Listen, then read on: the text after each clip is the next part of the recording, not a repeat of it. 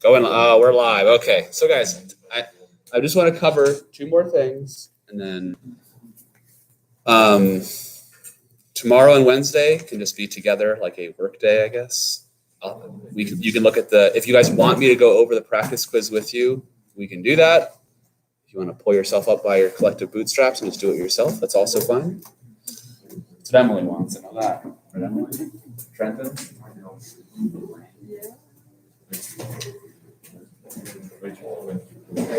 So the two that I want to go over are two really famous, maybe three problems, because there's also this one. If you look at 38,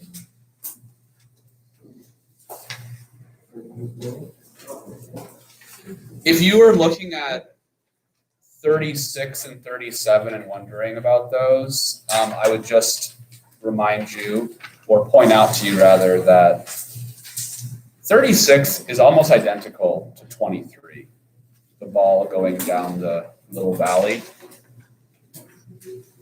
So let's, think about why that is the case. Like, if you have a little, dip in a track, say this is a circular section, and here's you sliding through that. What's the difference ultimately between this system, where the track is exerting a normal force that beats out the gravity vector? What's the difference between that and a pendulum that travels in a circular path, and where at the bottom of the pendulum it's tension that's overcoming gravity? Does that make sense, what I'm talking about? We sure? There's no questions?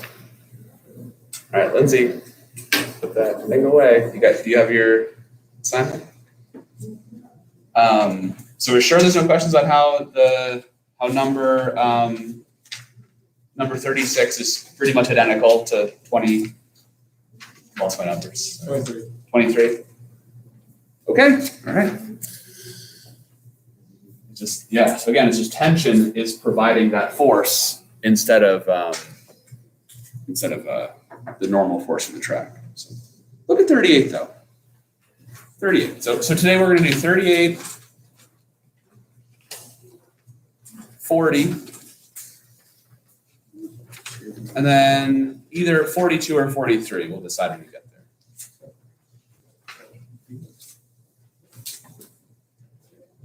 So looking at 38, Bob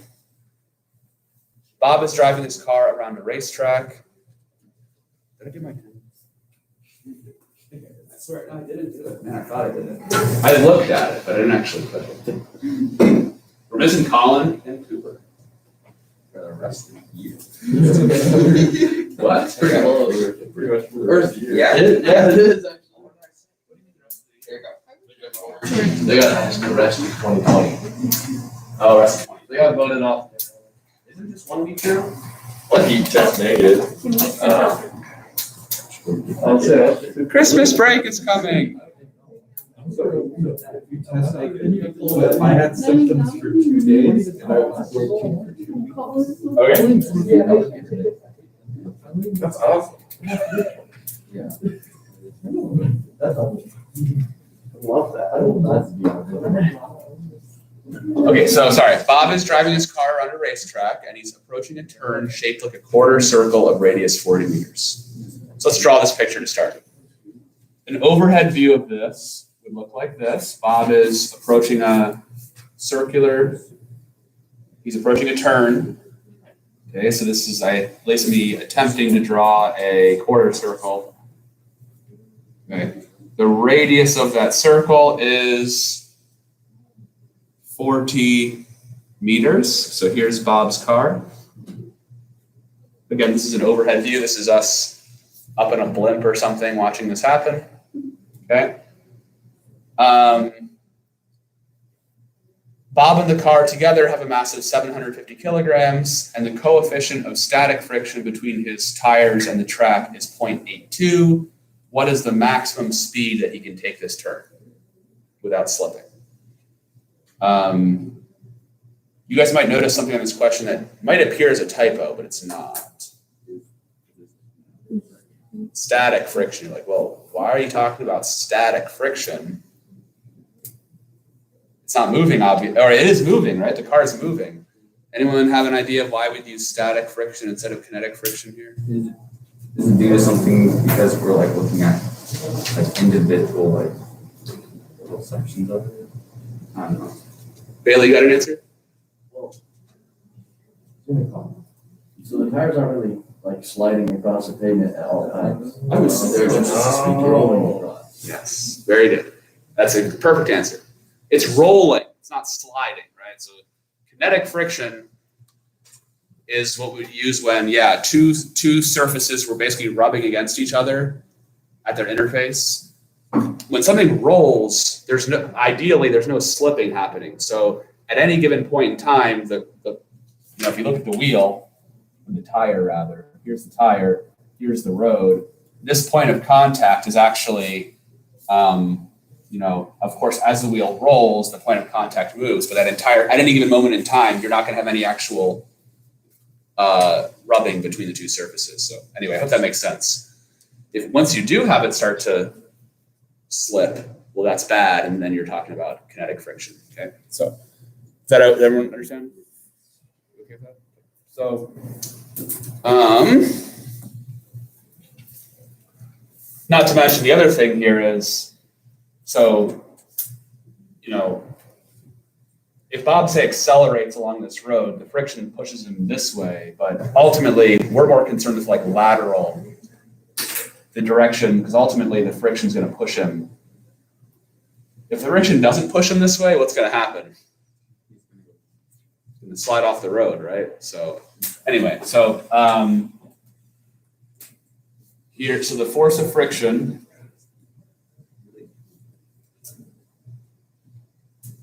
we have a formula for friction force, right? You guys remember that formula for friction? Mu times the normal force, yep. So mu times the normal. So what's the mu? 0.82. And the normal force in this scenario would be just his mg value, right? So 750 times 9.8. Is that okay with this application formula? Hopefully, yes. Okay.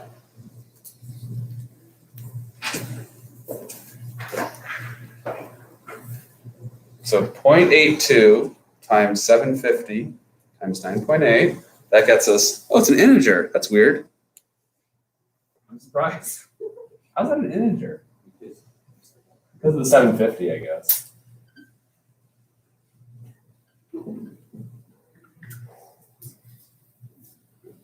Okay. How long have you been using these problems? They've been evolving for the last 5 years. Okay. I wrote the first ones about 5 years ago. Or is it 6? Oh. Maybe 6. It's been a process though, so. But even if I wrote this like a month ago, I wouldn't remember that this comes out to be an integer. I mean, you have like what I don't know, what I thought was funny is you should have a master copy with all the answers on it, so that's what I thought you were looking at. If I did have that, I would lose it. You've seen my desk. I mean, you think I have the wherewithal to like retain some kind of piece of paper for years? No, of course not. At my house, I just have a big box. Like most people, maybe my age or older, have like some sort of file of important documents. Mine's literally just a box. And if something looks important, it just goes into the box. I just throw it into the box. And then if I ever need to, we need that title to your house. Okay, it's somewhere in the box. And then I go. Mr. Holt, how many hours do you spend looking for that title in the box? It wouldn't take that long. You should maybe as like little files. You can like alphabetize, That's like, why would it just? That's what I'm saying. A lot of people would do that. A more organized person would have like, yes, organized, right? Mine is just, I talked to a computer scientist once who said, every person is either a sorter or a searcher, okay? Because in computer science algorithms, you can often like, there's a trade-off of like, well, do I want to spend my time now sorting the data and then later it's all sorted and easy to find? Or do I want to just not sort it now and later just search for it, spend my time searching for it? So he drew the connection to real life where some people just have a messy desk don't care, you know, and they just search for things when they need them. That's kind of what I tend to be. Free will is an illusion, obviously. I mean, it's out of my control. So I'm just a bean, okay? Just a bean in the world. Dasein. You guys know what I'm talking about, right? Okay, anyway. Where were we? Okay, sorry. This is the friction force. That's a lot of newtons. There's also a lot of kilograms it has to move, so there's a balance there. What is the formula I'm going to write right here? Yes, very good. F net equals ma. Also, of course, you're thinking, what about gravity and stuff? Well, gravity points into the board. The normal force points out of the board, and they cancel out. You got to think a little bit. For a small moment, you have to think three-dimensionally, right? And go, okay, those z-axis, right? In the z direction, they cancel out. So then I can ignore them. I can get to, okay, I thought about it, but they're gone. F net. Well, this is the net force, isn't it? 6,027 newtons. The mass was 750. And the acceleration, v squared over r. Very good. V squared over 40. Oh, great calculator. What do you get if you go 6027 divided by 750 multiplied by 40? I'll show the intermediate step here.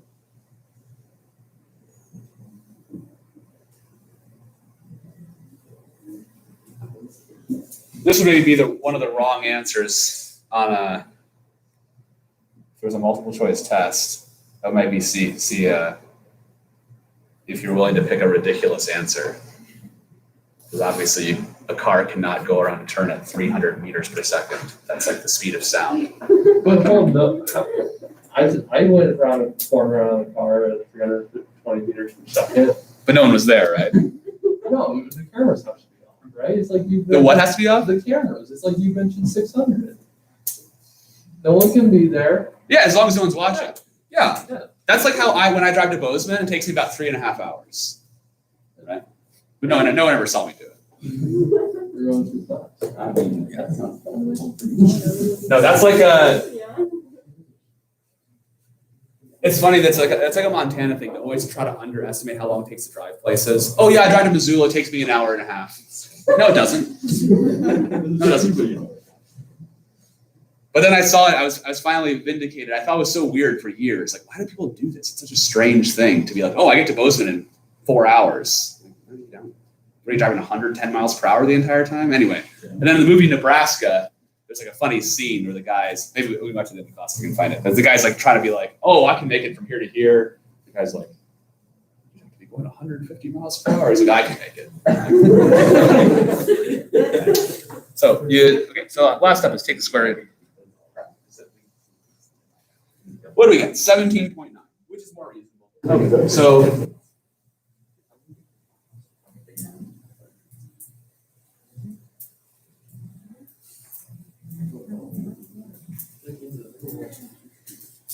So pretty fast, but not super fast. Did I spark an argument over how long it takes to drive somewhere? Yeah. By accident? How long does it take to get to Whitefish from here? From this building? Sure. What do you mean, downtown Whitefish or like to hospital? Downtown Whitefish. Like you get I was gonna say 12, 14 minutes. Yeah. The hospital's like 8 minutes, 9 minutes. Yeah. If you're already like on the road from say you're approaching Big Blue Moon Yeah. and you just want to like get to Smith Fields, that's like 7 minutes. Yeah. But then if you include like, it depends on the traffic, but anyway. So are there any questions on this calculation? And the general form, 39. So just think in your head, you know, oh, 39 is gonna be pretty easy, right? It's just a generalized version. So this is gonna be mu mg, and you're gonna have a mu mg is set equal to mv squared over r, a little bit of algebra involved, and then it's gonna ask you a couple questions like, what happens if you double the speed? What happens if you double the radius? So obviously it's not linear, right? Doubling the speed will have a different effect. For example, doubling the speed would effectively quadruple this number. So quadruple the amount of friction necessary for this to work. Whereas doubling the radius would actually cut this number in half. That would be sort of more of a linear type relationship. Well, it's actually, technically it's an inverse relationship. Okay, let's move on. The next two are pretty difficult questions. They're famous, just kind of classic physics questions.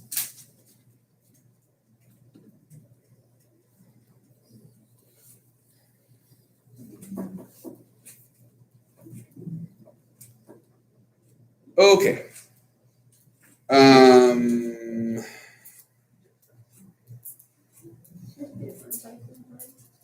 Let's do 40.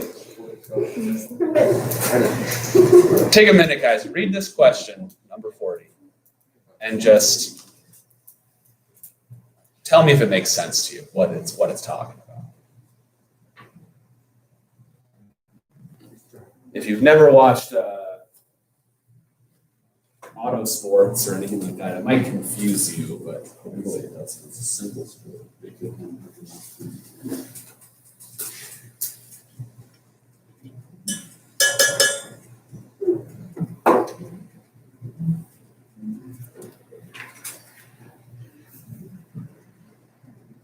All right, so you've had a chance to read it, hopefully.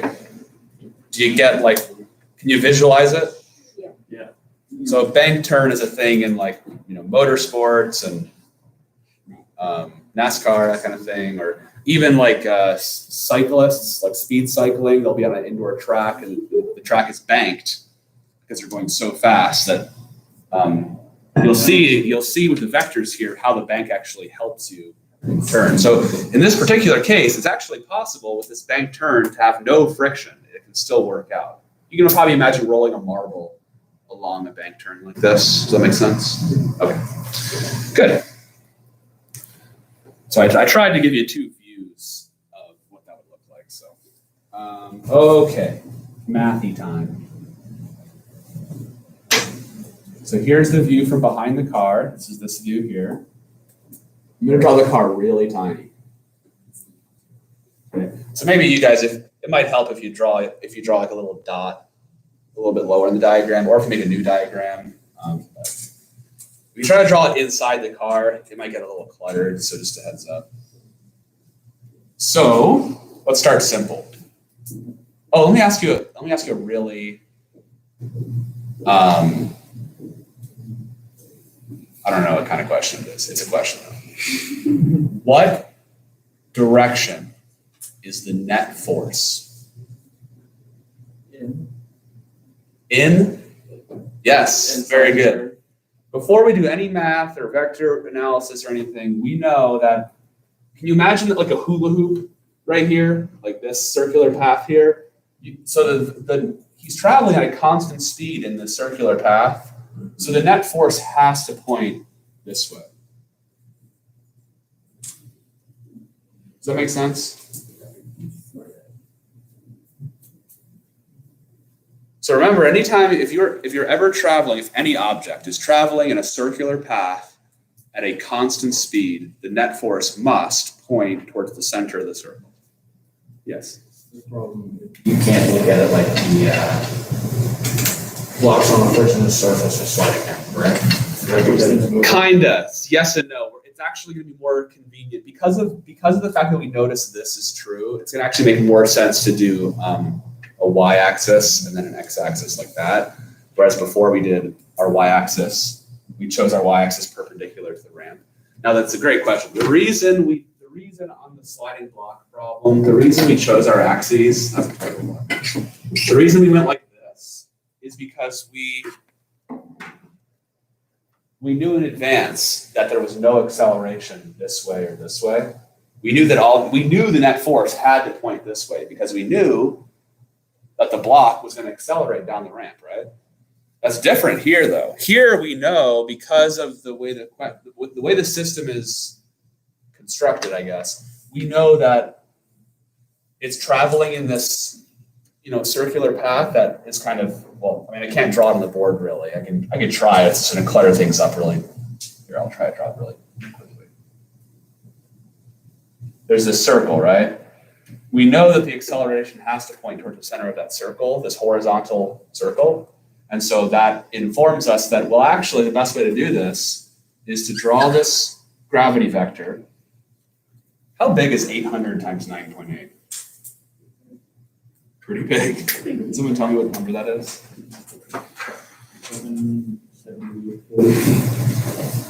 7 what? 7,840. Okay, thanks. Okay, so that's how much gravity there is. 7,840 newtons. And then we know that, what's the other force? Well, the track is providing normal force, right? And the normal force is just perpendicular to the ramp, right? So I call it normal force. Normal is a fancy word for perpendicular. Now the trick is, what's the relationship between this vector? By the way, where is this even coming from? Where is this horizontal vector coming from? From the surface. Not friction. It's a frictionless surface. Is it from like the itself of like the? Think simpler. Think simpler. It's already it's right here in front of you. This is the centripetal vector. I mean, this is the vector that's providing the circular motion. It's this vector. This is just the horizontal component of this normal vector. Notice this normal vector points to the left and up. So that does two things, right? It does two things. This normal, because by the way, let's back up a second. How many actual forces are there on this car? A couple. There's two. There's gravity and there's the ramp. The earth pulls down, the ramp pushes up. Now, the way that works out, it happens to be is that, well, when the ramp pushes up, it's, I'm going to try my best to draw this in a good way. Because the way components work, this guy's vertical component is going to have to cancel out the gravity. I tried my best. Maybe I should make this one a little bit. You get the idea. Cool. Does that make sense? So you're assuming that this car is traveling at just the right speed, that the normal force, his vertical component perfectly cancels out gravity. And what's left over? Well, his horizontal component. That's what's left over. So this vector here is the net force. Let me finish drawing the box here. Okay. All right, so a little bit of, now here comes some math. That wasn't really math, that was the physics of it. That was figuring out the physics of how does the car travel in a circle? Well, the car travels in a circle because, again, gravity pulls down, the ramp pushes up, the vertical component of that ramp force cancels out gravity, and the horizontal component of that ramp force is what's providing that radial acceleration. Okay, this is 34 degrees. A little bit of geometry time. Can you figure out where a 34 degrees is going to show up somewhere in here? It's going to be the top angle. Top, like right here? Yeah. Yes, very good. That angle right there. Huh? No, I totally understand. You guys get that? Yeah. You can work it out like this is parallel. So this horizontal vector is parallel to the floor. So you do that geometry thing where if this is 34, then this is 34. And if that's 34, then that's 56. And if that's 56, then that's 34. You can kind of reason your way through it. But you can also maybe visualize if I tilted the ramp, these angles would change together, depending on how good your geometrical intuition is. But in any case, hopefully that makes sense to you.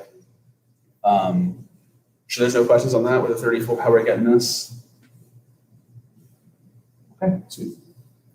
All right, now, so what's the relationship between this? By the way, that's the same length as this.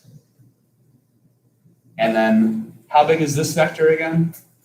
7,840. Yeah, this vector is 7,840. So what if I think I might redraw this triangle just to make it look a little bit simpler. It's getting a little confusing, isn't it? So this is 7840. This is 34 degrees. And what are we really curious about knowing? What length do we really, really want to know about?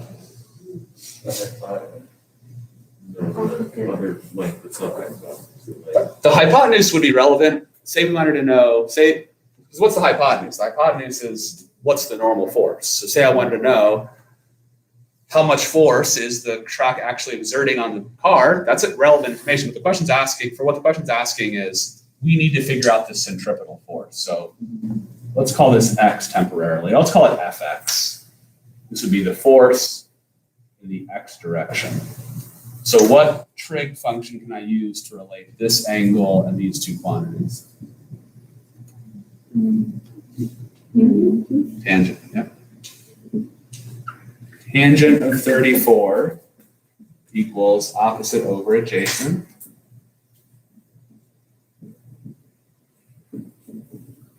And so solving that, you simply multiply, right? So it's going to be tangent of 34 multiplied by 7840.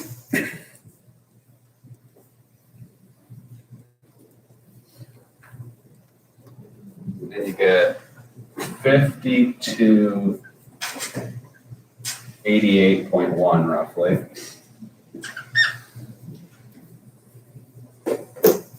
You feel okay about that? Now the question is, what speed would the car have to have in order to make this work? Well, what did we just figure out? What?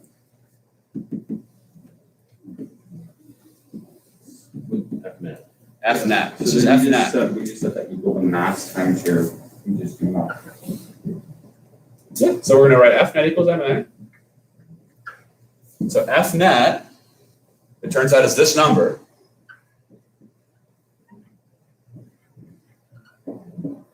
What's the mass? 800. 800. What expression should I write for the acceleration? And I think they give us the R. Okay. There we go. So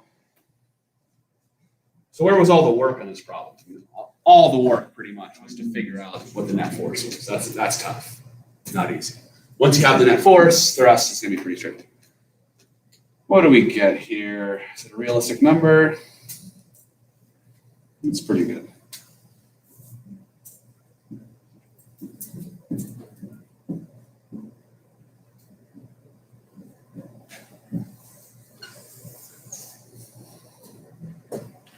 Okay. Here's a physics question. That was a lot of math, wasn't it? Physicsy. What would happen if he was going 33 meters per second? He would slide off the ramp, right? What if he was going 30 meters per second? He would gradually slide down. For a while, he'd be like basically a decaying orbit, sort of. He'd be going around the track, but he'd be slipping down a little bit every moment. All right.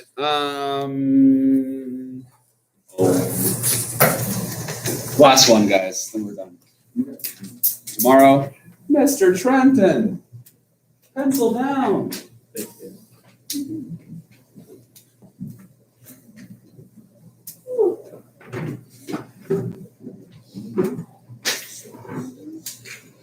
This plastic pumpkin was made in the United States. Wow. That's really surprising. Made in USA. First time for everything. It'll probably break the first time you drop it. Think so? Wow. From Norfolk. Probably not. No. I mean, it is plastic. Let the record show that Caleb was being unpatriotic, saying that American-made goods were shoddy. It's, I'm going to take this thing through like after this class. We do. We also try to max and just don't spot. You didn't spot me. Okay. I don't have a little toy airplane, but I can show you at least. What's your job as a spotter? I was getting ready to catch it, and you just like, oh, Okay. Here's a pendulum. You've seen this before. Pendulum swings back and forth. Okay. A conical pendulum is a word for something that. So think about, why do they call it a conical pendulum? Yeah, if you trace out like the string, it's carving out a cone in space. So they call it a conical pendulum.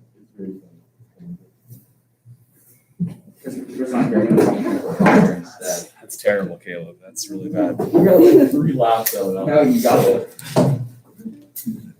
Okay, so And are you depressed now? It seems though you're enabling him. Yeah, you are. You're giving him negative.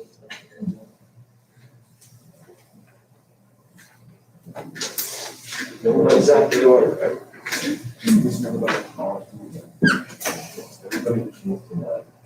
okay. So Matt, so I just showed you the thing. So assuming it's in a nice stable orbit, it's traveling at a constant speed. Okay. Maybe let's start the problem this way. How many forces act on the airplane? How many? There's at least one. There's 2. Oh. There's gravity. Okay, so there's gravity. This is going to be mg, force from gravity. There's only one more force that could really exist logically. It's the tension.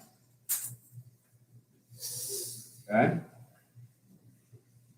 So are we all okay with that? There's only 2 vectors really.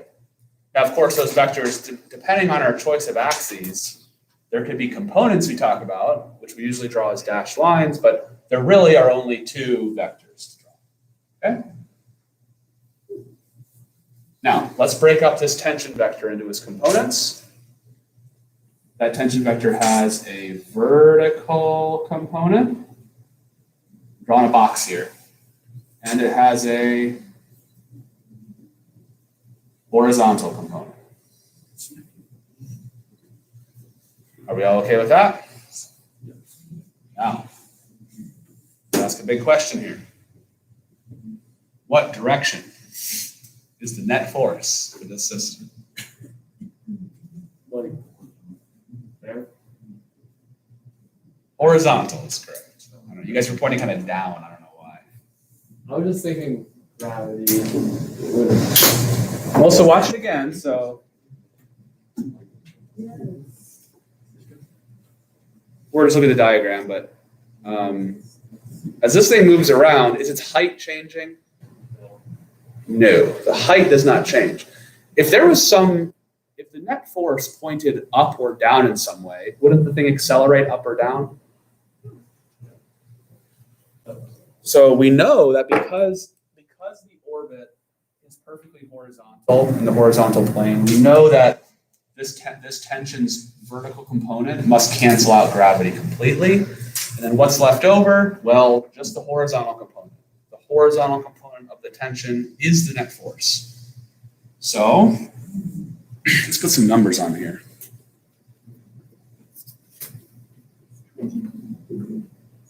Yeah, so this is 25 degrees. Time for a little bit of math. Okay, if that's 25, then Inside. kind of like the last problem.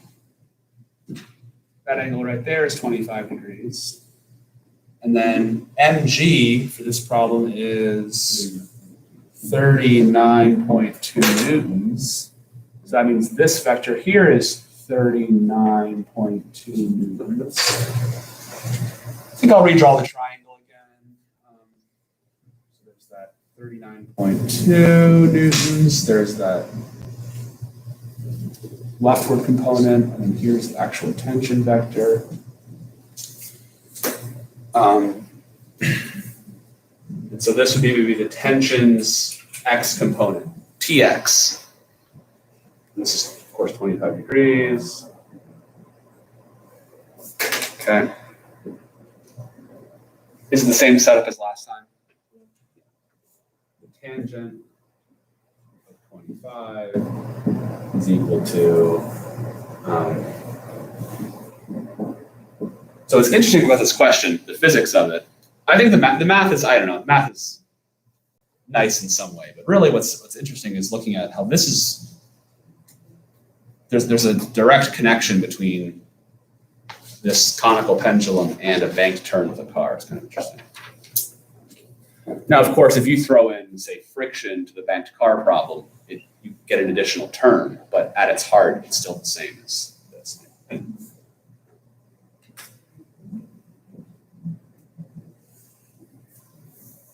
You guys can take it from here, right? The rest.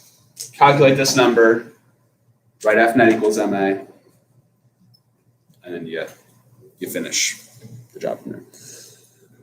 Hey, well, so like anyway, yeah, tomorrow, workday, Wednesday, workday, practice quiz, all that good stuff. Quiz is on Thursday. Yes, Aiden?